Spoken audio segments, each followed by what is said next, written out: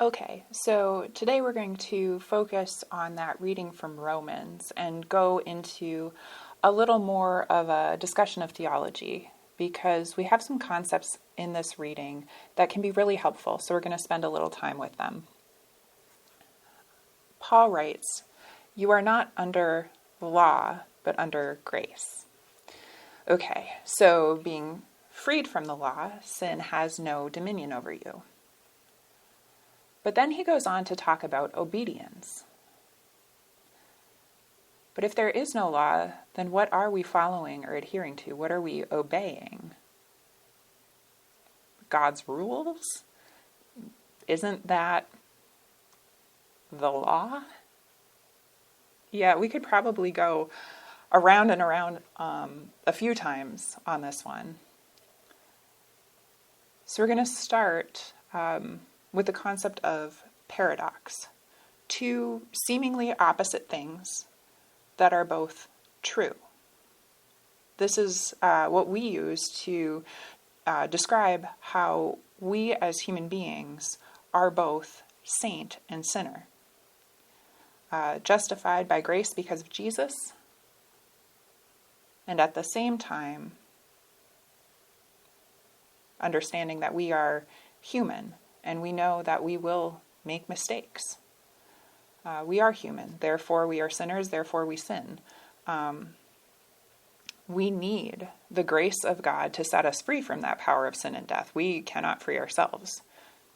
I think sometimes we kind of fall into the trap of thinking that that is how it works, and we begin to rely on ourselves, thinking that we can fix that somehow by what we do.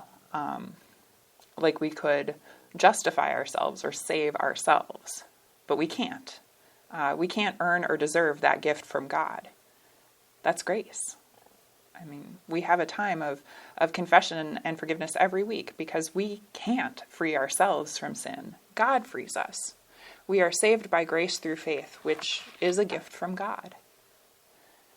And at the same time of being forgiven and freed, paradox, we still need to do our best with that grace that we've been given as we live our lives. And there's the obedience part of it.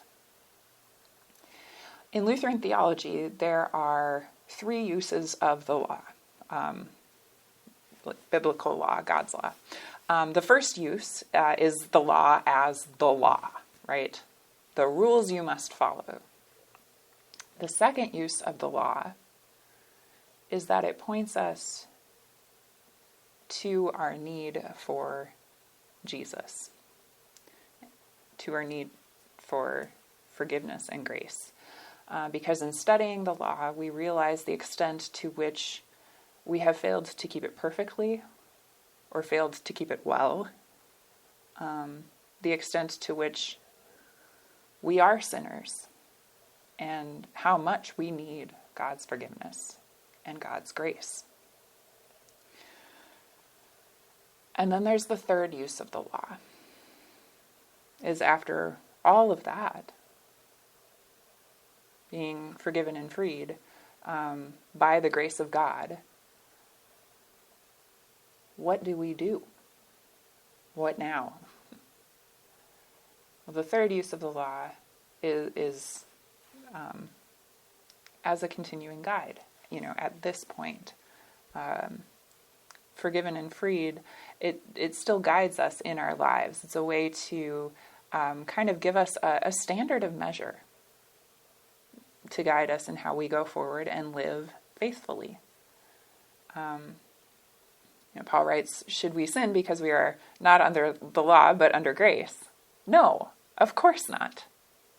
It's kind of a repeat of last week, or revisiting that theme, but with a little bit of a different emphasis, a little further exploration into the question. Because we do still have to live in this world, even after our realization of the gift and the scope of God's grace. And the reality is, we do dedicate ourselves to something or other just by living our lives. Right? We dedicate and rededicate ourselves to something every day. We do. How we choose to spend our time, how we dedicate our time, talents, money, and resources, what we show up for, what we volunteer for or donate to, is what we dedicate our days to. And what we end up in an accumulation of those days, dedicating our lives to. In this passage from Romans, it seems to me that Paul is urging a mindfulness about that very thing. And, in thinking about it, you will be spending a day today on something. Be mindful of what that is.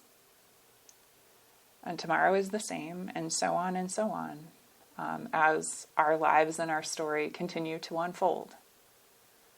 May we be mindful of what it is we are dedicating our days and ourselves and our lives to as we go from here.